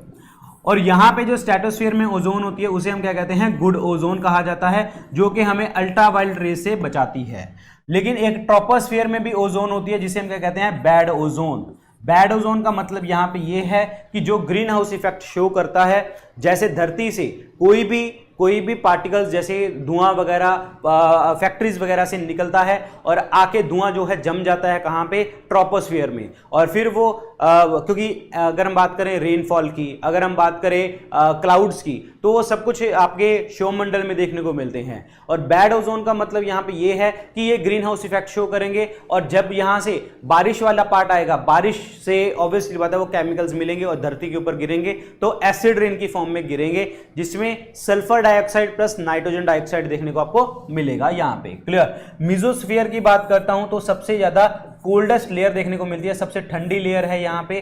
थर्मोस्फीयर जो होती है सबसे हॉटेस्ट लेयर है, इसको हम आइनोस्फीयर के नाम से भी जानते हैं। यहां पे मिटियोराइट्स वगैरह जो है देखने को मिलते हैं आपको। तो इस क्वेश्चन का जो आंसर बनेगा वो बनेगा C option, stratosphere is the correct answer. Clear? So here is the stratosphere. यहां पे आ गई आपकी ओजोन लेयर, ये सब पता होना चाहिए। ये हो गया ट्रोपोस्फीयर वाला पार्ट, ये हो गया मीजोस्फीयर, ये हो गया थर्मोस्फीयर, और ये हो गया आपका एक्सोस्फीयर, स्पेस वाला पार्ट। चलिए जी अगला आंसर बताइए। इनमें से कितना जो परसेंटेज है फॉरेस्ट द्वारा कवर किया गया है? धरती का कितना परसेंट? यस बताइए, धरती का कितना परसेंट जो है फॉरेस्ट द्वारा कवर किया गया है? फॉरेस्ट की अगर हम बात करते हैं, जंगल की अगर हम बात करते हैं, तो वो 30% of the area, world wide की बात करी जा रही है यहाँ पे। 30% ऑफ द एरिया जो कवर है वो फॉरेस्ट से कवर है, जंगलों से कवर है। क्लियर हो गया आप लोगों को? अगर हमारे इंडिया में पूछा जाए तो 24.40% जो देखने को आपको मिलता है यहाँ पे, ठीक है। और फॉरेस्ट एरिया की अगर मैं बात करता हूं तो फॉरेस्ट एरिया सबसे ज्यादा इंडिया में कहां पे है? दैट इज इन द मध्य प्रदेश में। अगर आपसे पूछा जाए परसेंटेज वाइज कहां पे है, तो वो है आपका मिजोरम के अंतर्गत देखने को मिलता है। और हमारे इंडिया में फॉरेस्ट रिसर्च इंस्टीट्यूट कहां पे है? देहरादून में, जो कि उत्तराखंड की कैपिटल है। और देहरादून जो है यहाँ पे सर्वे ऑफ इंडिया के भी हेडक्वार्टर देखने को आपको मिलते हैं, और यहाँ पे इंडियन मिलिट्री एकेडमी के भी हेडक्वार्टर देखने को आपको मिलते हैं। और फॉरेस्ट हमारे कौन सी लिस्ट में आता है? कंकरेंट लिस्ट में आता है, समवर्ती सूची में आता है ये। दैट मींस यहाँ पे सेंटर प्लस स्टेट दोनों मिलके जो है आपके कानून बनाते हैं, लॉ बनाते हैं। आंसर नंबर क्या बनेगा आपका? C is the correct answer, answer number C. Clear हो गया आप लोगों को? यस। अगर आपसे पूछा जाए लंग्स ऑफ द वर्ल्ड किसे कहते हैं? लंग्स ऑफ द वर्ल्ड, क्योंकि ये फॉरेस्ट हैं, पेड़ हैं, कवर है यहाँ पे, तो वो कहते हैं हम अमेज़न को। Lungs of the world is Amazon, जो कि आपको मिलता है साउथ अमेरिका में, दक्षिण अमेरिका में देखने को मिलता है। और अमेज़न फॉरेस्ट का सबसे ज्यादा हिस्सा जो होता है आपका ब्राजील में देखने को मिलता है, और ये सबसे ज्यादा ऑक्सीजन को प्रोड्यूस करते हैं। That's why it is called lungs of the world. Clear हो गया आप लोगों को? जी। ब्राजील में, देन पेरू में, देन कोलंबिया में, लेकिन सबसे ज्यादा हिस्सा ब्राजील के पास होता है, ये याद रखना है। Answer number C, 30% is the correct answer. अगला बताइए।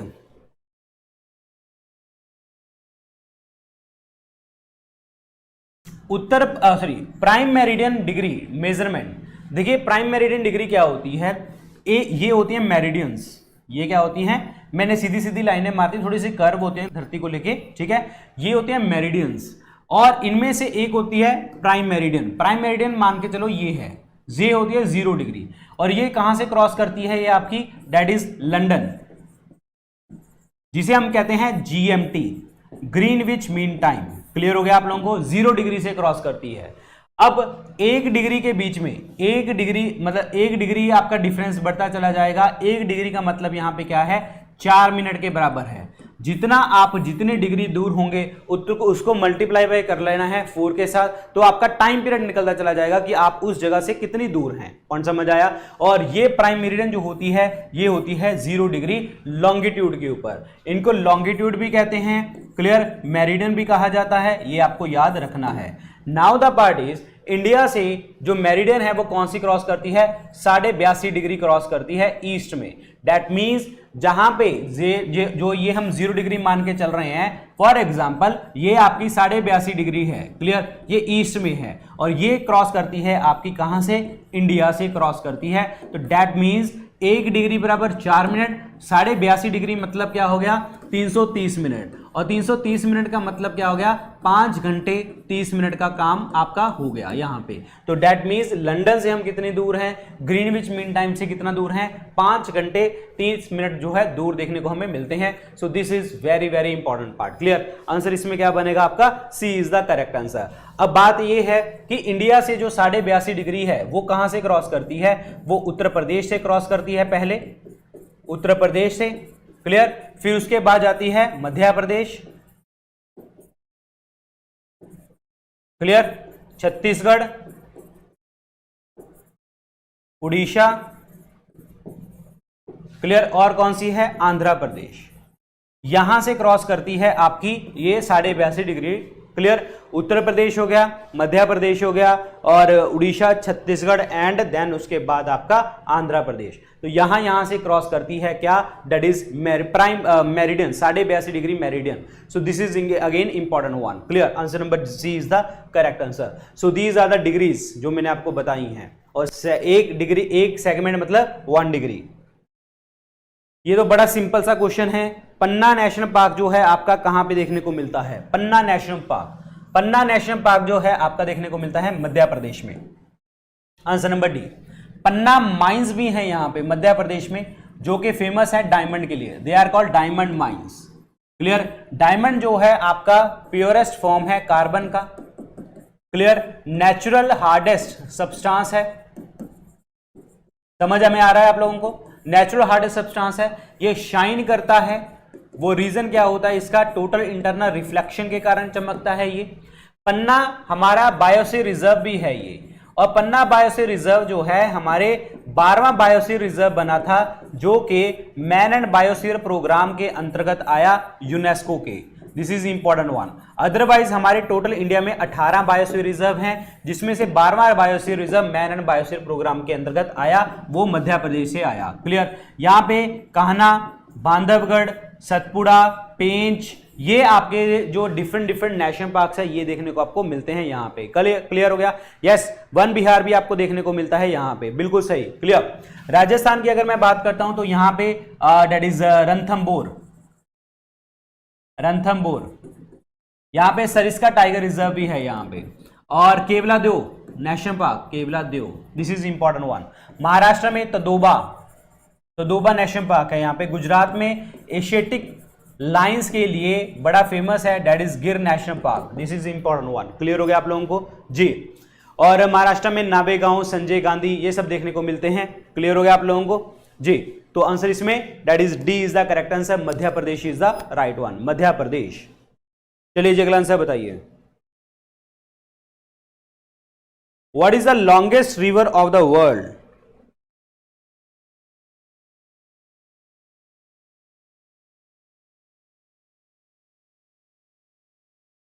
Longest river of the world is, सबसे लंबी नदी कौन सी है वर्ल्ड की यहां पे? So longest river of the world is, देखिए आपको ज्योग्राफी में इस तरीके के क्वेश्चन पेपर में मैक्सिमम पूछे जाते हैं लोकेशन बेस्ड चीजें जी। तो ये वो है रिवर नाइल। आंसर नंबर क्या बनेगा? C is the correct answer, river Nile. So यहां पे देखिए जी, यहां पे रिवर नाइल बनती है यहां पे इजिप्ट के पास। दैट मींस यहां पे व्हाइट नाइल रिवर और ब्लू नाइल रिवर यहां से मिलते हैं आपके, और आपकी इजिप्ट में नाइल रिवर बनती है, सबसे बड़ी नदी है ये। और यहां पे एक चीज आपको देखनी है क्या, कि यहां पे एक है रेड सी लाल सागर और मेडिटेरेनियन सी भूमध्य सागर, ये जुड़ते हैं आपस में। ये जुड़ते हैं किससे? सुइज कैनाल से जुड़ते हैं, और ये मैन मेड कैनाल है। Swiss canal man made canal है, ये यहां से जुड़ते हैं, ये याद रखना। क्लियर हो गया आप लोगों को? और ये जो व्हाइट नाइल रिवर है, इसका जो सोर्स है वो कहां से है? आपका लेक विक्टोरिया से स्टार्ट होता है यहां पे। क्लियर हो गया आप लोगों को? ये याद रखनी है चीजें आपको। So this is important one. Answer number क्या बनेगा? C is the correct answer, river Nile. Mississippi की बात करता हूं तो अमेरिका के अंतर्गत, यूएसए के अंतर्गत ये क्या बनाती है? Bird foot delta. This is very very important question. Bird foot delta कौन बनाती है? River Mississippi. अमेजॉन मैंने आपको बता दिया था, अमेजॉन नदी भी है, और लॉन्गेस्ट जो है साउथ अमेरिका के अंतर्गत अमेजॉन फॉरेस्ट भी देखने को मिलते हैं, जिन्हें हम लंग्स ऑफ द वर्ल्ड कहते हैं। ब्राजील में सबसे ज्यादा आता है, कोलंबिया, पेरू वगैरह सब जगह के। ब्रह्मपुत्रा को हम कहते हैं यारलंग सेंगपो, यारलंग सेंगपो कहते हैं, और तिब्बत से स्टार्ट होती है। और ये कहां से? दैट इज चमयंगदंग ग्लेशियर, यहां से स्टार्ट होती है आपकी। और जैसे ही यहां से स्टार्ट होती है, इंडिया के ईस्टर्न एंकर जो है आपका नामचा बारवा, नामचा बारवा को क्रॉस करती है ये। क्लियर? एंटर करती है अरुणाचल प्रदेश से, और उसके बाद जाती है असम में। असम के अंतर्गत जहां पे आके ये क्या बनाती है? मजूली आइलैंड बनाती है ये। और मजूली आइलैंड बनाने वाली बहुत सारी रिवर हैं, इसीलिए इसको क्या कहते हैं हम? रिवराइन आइलैंड कहा जाता है। रिवर्स द्वारा बनाई गई ये आइलैंड है। वो कौन कौन सी नदियां हैं? दिहांग है, क्लियर, दिबांग है, सुबांसरी है, कामेंग है, और कौन सी है? लोहित है। So these rivers makes a Majuli island. This is very important. This is a riverine island. Very very important part. Clear? और उसके बाद ब्रह्मपुत्रा के साथ जाके एंड में जाके जब ये वेस्ट बंगाल में चली जाती है, उधर से आती है गंगा रिवर और वेस्ट बंगाल में बना लेती है ये सुंदरबन डेल्टा। सुंदरबन डेल्टा जो है ये वर्ल्ड का सबसे बड़ा डेल्टा है, और इंडिया का भी ऑटोमेटिकली सबसे बड़ा डेल्टा बन चुका है। और यहां पे आपका सुंदरी ट्रीज देखने को मिलते हैं, और ये सबसे बड़े मैंग्रोव्स देखने को मिलते हैं आपको यहां पे। और मैंग्रोव्स की खासियत ये होती है कि इनकी जड़ें जो होती हैं पानी में इस तरीके से धसी होती हैं अंदर की तरफ, कि इसके ऊपर पानी का, टाइड्स का कोई फर्क नहीं पड़ता, सिर्फ झूलती हैं। और इसीलिए ये चक्रवात यानी कि साइक्लोन, सुनामी आने से रोकती है, और वेरी वेरी इंपॉर्टेंट पार्ट है मैंग्रोव्स के लिए ये। और मैंग्रोव्स को हम और क्या कहते हैं? स्वैम्पी फॉरेस्ट, दलदल वाले फॉरेस्ट, लिटोरल, क्लियर, सेलाइन, ये नामों से जाना जाता है आपके मैंग्रोव्स को। तो answer number C is the correct answer. No doubt कि मैंग्रोव्स के जो वो होती हैं, रूट्स होती हैं, उनमें आपके न्यूमेटोफोर्स होते हैं जो सांस लेने में काम आते हैं, सांस लेने में। Yes, the hills adjacent to the Kanyakumari are, इनमें से कौन सी ऐसी हिल्स हैं जो कि कन्याकुमारी के साथ लगती हैं? साउथ इंडिया के अंतर्गत कौन सी आपकी इनमें से लगती हैं वो? क्लियर? चलिए अगर मैं स्टार्ट करता हूं, यहां पे कार्डेमम हिल ही आपका करेक्ट आंसर है। सो आंसर नंबर सी, इलायची की पहाड़ियां, कार्डेमम हिल्स इनको कहा जाता है। और नीलगिरी हिल्स वो पार्ट होता है जहां पे आपके ईस्टर्न घाट और वेस्टर्न घाट आके मिलते हैं, पूर्वी घाट और पश्चिम घाट आके मिलते हैं, और वहां पे बनती है नीलगिरी हिल्स, जिन्हें हम क्या कहते हैं? ब्लू माउंटेन के नाम से जानते हैं। ब्लू माउंटेन का सबसे ऊंचा हिस्सा यानी कि पार्ट कौन सा है? Highest point is called Dodda Betta, Dodda Betta, very very important. Shevaroy hills की बात करें तो ये सलेम तमिलनाडु के अंतर्गत आपको देखने को मिलता है, सलेम तमिलनाडु में।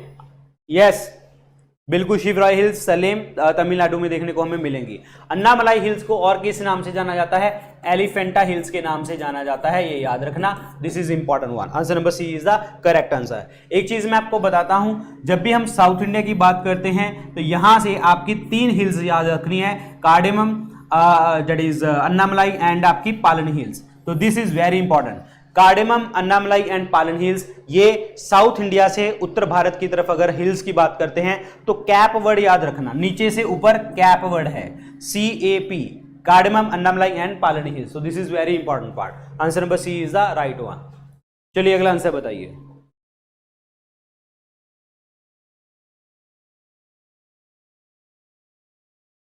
अगला क्वेश्चन बताइए, which of the following phenomena is the responsible for the Coriolis force. Coriolis force के लिए कौन सी चीज जो है रिस्पॉन्सिबल है?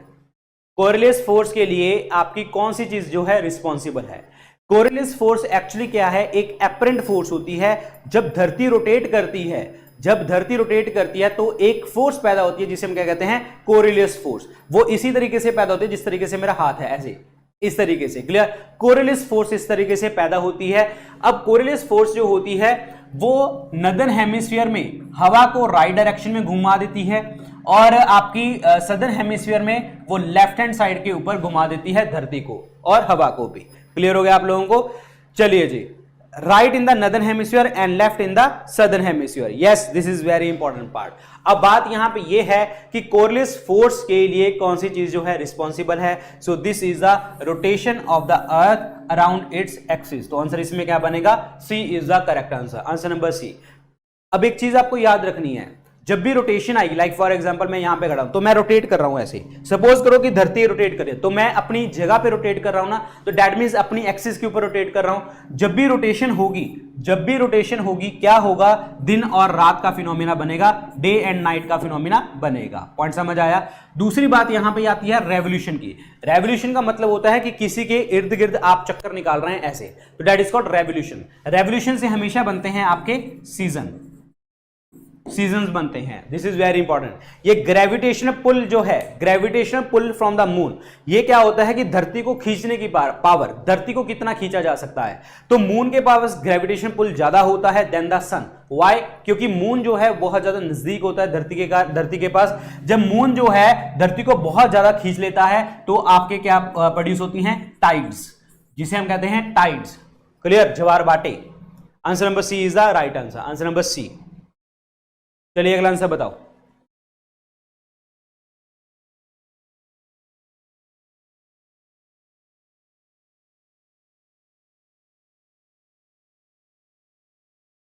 नेक्स्ट क्वेश्चन बताइए।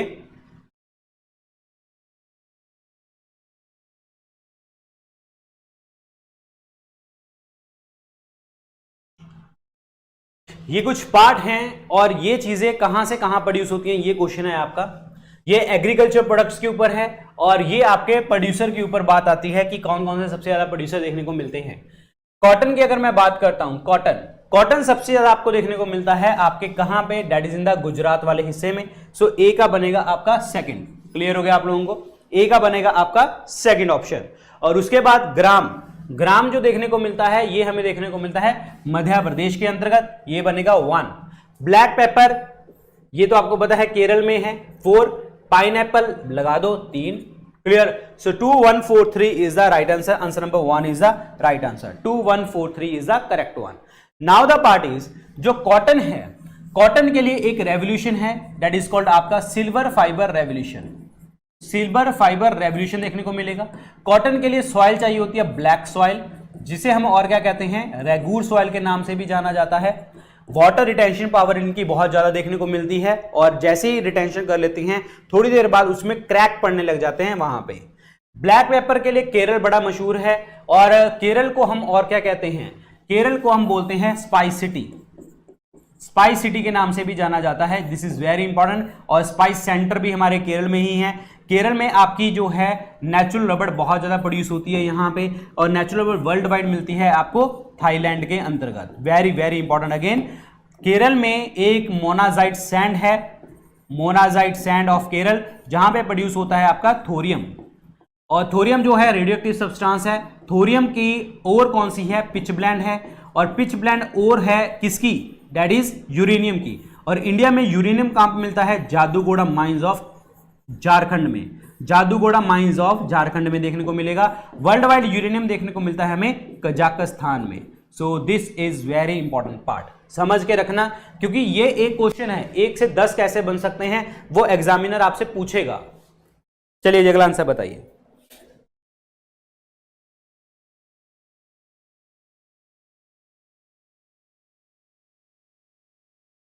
थियरी ऑफ कॉन्टिनेंटल ड्रिफ्ट ये किसने बताई थी? थियरी ऑफ कॉन्टिनेंटल ड्रिफ्ट, जो कॉन्टिनेंट्स हैं वो आगे पीछे चलते हैं, ड्रिफ्ट करते हैं, एक जगह से दूसरी डायरेक्शन में जाते हैं, तो वो कौन से हैं? जैसे कि सीसी पैटरसन की बात करूं तो इन्होंने हमें बताया था एज ऑफ अर्थ के बारे में, that means 4.5 billion years ago वाली बात इन्होंने बताई थी। निकोलस कॉपरनिकस ने हमें बताया था हीलियोसेंट्रिक थ्योरी। हीलियोसेंट्रिक का मतलब क्या है कि that is earth is the centre of the universe. Alfred Wagner ने बताया था हमें कॉन्टिनेंटल ड्रिफ्ट के बारे में कि जो कॉन्टिनेंट्स है वो ड्रिफ्ट करते हैं, एक जगह से दूसरी जगह के ऊपर चले जाते हैं। और इन्होंने हमें बताया था, जैसे कि आपको पता होगा कि दो हिस्सों में डिवाइड किया था, जो लैंड मास है उसे हम क्या कहते थे, पेंजिया और पेंगिया, लैंड मास को, समझ आया। धरती वाले हिस्से को हम क्या कहते थे, लिक्विड वाले हिस्से को हम क्या कहते थे, पैंथालासा, पैंथालासा, दैट इज आपका लिक्विड वाला पार्ट, पानी वाला पार्ट। अब क्या होता है, थोड़े टाइम बाद जो होता है पेंजिया जो होता है वो डिवाइड कर जाता है आपका दो हिस्सों के अंतर्गत। ये पेंजिया जब डिवाइड करता है तो क्या कन्वर्ट कर देता है, दो हिस्से, that is like for example this. यहां पे जो नदर्न हेमिस्फीयर में आता है उसे हम क्या कहते हैं, लोरेशिया, और साउथ हिस्से के ऊपर आता है that is called Gondwana land. South में आता है आपका Gondwana land, northern Laurasia, south में गोंडवाना लैंड। और जो ये मैंने आपको बनाया है ये एक आपका समुद्र होता है जिसे हम क्या कहते हैं, टेथेस सी।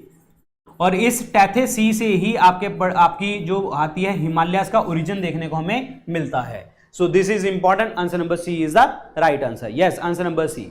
समझ आया आप लोगों को जी। और ये गैलीलियो गैलीली जो हैं इनको बोला जाता है father of observational astronomy, observational astronomy, father of observational astronomy. Answer number C is the correct answer, answer number C, Alfred Wegener, Alfred Wegener. अगला बताइए।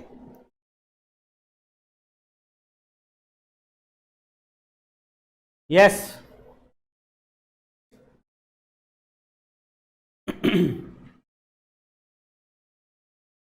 दुलारी कन्या एक स्कीम थी इन्फेंट मोर्टेलिटी को रोकने के लिए। देखिए एक्चुअली इन्फेंट मोर्टेलिटी का मतलब क्या है, बच्चा जन्मा और उसकी डेथ, ठीक है।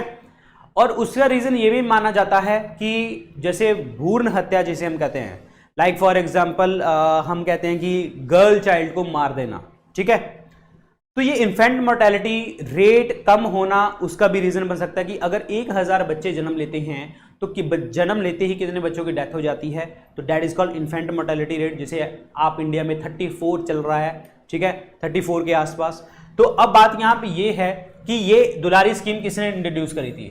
इस स्कीम के अंतर्गत क्या था कि 20,000 रुपीज जैसे ही बच्चा जन्म लिया, गर्ल चाइल्ड जन्म ली, 20,000 रुपए अकाउंट में चले जाएंगे। और 20,000 के बाद जब वो बच्चा 18 साल का होगा, जो 18 प्लस होगा, वो विद प्रॉपर इंटरेस्ट के साथ वो पैसा उस बच्चे को दे दिया जाएगा उनकी परीक्षा के लिए, पढ़ाई के लिए। ये सब चीजें बातें यहाँ पे करी गई थी। तो ये स्कीम किसने लॉन्च करी थी? यस, बता सकते हैं आप लोग? Yes, Arunachal Pradesh. Answer number 1 is the correct answer, Arunachal Pradesh is the correct answer. Arunachal Pradesh में 2 नेशनल पार्क आपको याद करने हैं, 1 is the Mouling national park and 1 is the Namdapha national park. Namdapha national park, ये याद रखना इंपॉर्टेंट है। Answer number 1 is the correct answer, answer number 1। अगला बताइए जी। मैक्सिमम डायरनल टेम्परेचर डिफरेंस जो है आपका कहां पे है? डायरनल टेम्परेचर डिफरेंस का मतलब ये होता है दिन का टेम्परेचर और रात का टेम्परेचर का डिफरेंस सबसे ज्यादा कहां पे देखने को मिलता है। इट मींस जो दिन है, दिन के टाइम पे हीट गर्म हो गया, नाइट के टाइम पे वो चीज कूल हो गया। सो ये चीज देखने को मिलती है हमें कहां पे? That is in the deserts में। Why deserts? डेजर्ट में मिट्टी है, मिट्टी जो होती है, मिट्टी के पास कैपेसिटी होती है हीट को एब्जॉर्ब करने की जल्दी, जिसके कारण वो गर्म हो जाता है। और जैसे ही सन चला जाएगा, उसकी प्रॉपर्टी ये भी है कि सैंड की मिट्टी जो मतलब गर्माहट है उसको निकालने की, बाहर निकल जाती है। तभी आप देखेंगे कि अगर आप राजस्थान वगैरह एरिया में जाते हैं, रहते हैं, दिन के टाइम पे गर्मी और रात के टाइम पे सर्दी हो जाती है। So this is due to the diurnal temperature difference. Reason being जो सैंड है उसकी लो स्पेसिफिक हीट होती है, सैंड की लो स्पेसिफिक हीट होती है, जिसके कारण आपका डायरनल डिफरेंस देखने को हमें मिल जाता है। So answer number 1 is the correct answer, desert. और हमारे इंडिया में थार डेजर्ट देखने को मिलता है, ये सबको पता है। क्लियर हो गया आप लोगों को? Answer number 1 is the correct answer, answer number 1। Next बताइए बहुत सिंपल सा क्वेश्चन है ये वाला। The longitude of the mainland extend within, the longitude का मतलब होता है लंबी लाइनें, ऐसे मेरिडियंस जो मैंने अभी आज आपको बताई थी, उत्तर प्रदेश से, मध्य प्रदेश से, छत्तीसगढ़ से, उड़ीसा से एंड देन आंध्र प्रदेश से क्रॉस करती है, जो मैंने आज आपको बताया था। Now the part is the longitude of the main land extend between, जो इंडिया का मेन लॉन्गिट्यूड है वो कौन से हिस्से में करता है आपका 60 डिग्री 7 मिनट ईस्ट से लेके 97 डिग्री 25 मिनट ईस्ट तक जो है आपका लॉन्गिट्यूड हमें देखने को मिलता है। So answer number 1 is the correct answer, answer number 1। ये सीधा सीधा क्वेश्चन है आपका, answer number 1 is the correct answer. 68 7 97 25 समझ आया आप लोगों को? यहां पे 68 7 97.25 डिग्री ईस्ट। अगर मैं जो इसकी बात करता हूं तो ये 37 degree 6 minute north and 6 degree 4 minute यहाँ पे, 6 डिग्री 4 मिनट यहाँ पे। क्लियर हो गया आप लोगों को? अब अगर हम बात करें इंडिया का जो नदर्न मोस्ट हिस्सा है, जिसे हम कहते हैं इंदिरा कोल, यहाँ पे है सदर्न हिस्सा मेनलैंड का कन्याकुमारी। और वैसे अगर हम बात करें इंडिया का जो सबसे सदर्न मोस्ट पॉइंट है इंदिरा पॉइंट, जिसे हम पिग्मोलियन पॉइंट के नाम से भी जानते हैं। ईस्टर्न वेस्टर्न हिस्सा राजस्थान है, ईस्टर्न हिस्सा आपका जो है अरुणाचल प्रदेश देखने को मिलता है। Clear? So I hope guys आप लोगों को क्लास अच्छी लगी होगी। क्लास अच्छी लगी है तो लाइक और शेयर कर दीजिए। बाकी जो भी अपडेट्स होंगे हैं वो आपको टेलीग्राम चैनल के ऊपर आपको यहाँ पे मिलते हैं। यहाँ पे आप बिल्कुल कनेक्ट कीजिए, सारे लेक्चर्स सब कुछ इन्फॉर्मेशन यहाँ से आपको पता लगती रहती है कि कौन सी वीडियोस में अपडेट करता चला जा रहा हूँ। क्लियर? बाकी आप मुझे इन डिफरेंट सोशल मीडिया के ऊपर आप फॉलो कर सकते हैं। ये सारे लिंक जो हैं डिस्क्रिप्शन और कमेंट सेक्शन में आपको मिल जाएंगे। और अगर आप मेरे पेड कोर्स के माध्यम से पढ़ना चाहते हैं, chapter wise topic wise MCQ करना चाहते हैं, तो उसके लिए हमारा पेड कोर्स है 10,000 एमसीक्यू कोर्स। अगर आप थ्योरी पढ़ना चाहते हैं तो उसके लिए हमारा सिलेक्शन बैच, रिकॉर्डेड बैच देखने को आपको मिलता है। अगर आप टारगेट कर रहे हैं एसएससी को तो उसके लिए हमारा टारगेट बैच भी है। और अगर आप टारगेट कर रहे हैं स्टेट पीसीएस को आने वाले 2-4 महीनों में जो भी एग्जाम है, तो उसके लिए हमारा स्टेट पीसीएस का क्रैश कोर्स भी है। तो आप जो भी कोर्स अच्छा लगे आपको वो आप ले सकते हैं। और ये कोर्सेज आपको कहां पे मिलेंगे? स्टडी आईक्यू ऐप और वेबसाइट के ऊपर। इनके लिंक जो हैं डिस्क्रिप्शन और कमेंट सेक्शन में भी गिवन है। जैसे आप स्टडी आईक्यू ऐप और वेबसाइट खोलेंगे, आपको स्क्रीन के ऊपर नजर आएगा होम पेज। यहाँ पे आप बिल्कुल नीचे जाना, वहां पे नजर आएगा डॉक्टर विपिन गोयल कोर्सेज। यहाँ पे व्यू ऑल के बटन दबाना, तो आपको इस तरीके से सारे कोर्सेज नजर आ जाएंगे। जो भी आपको अच्छा लगे आप कर सकते हैं। फिर भी आपको कोई डाउट हुआ, कोई दिक्कत हुई, तो आप मुझे इंस्टाग्राम के ऊपर मैसेज करके पूछ सकते हैं यहाँ पे। क्लियर? और आप एक कोड लगा सकते हैं VIP फ्लैश। अगर आप ये कूपन कोड लगाते हैं तो आपको यहाँ पे मेरे सभी कोर्सेज के ऊपर जो है डिस्काउंट मिलेगा इस कोड को लगा के। क्लियर? तो थैंक यू सो मच, अच्छे से पढ़ें और भी हम क्लासेस लेके आएंगे। So good luck guys, take care, bye bye, जय हिंद, thank you so much, good luck.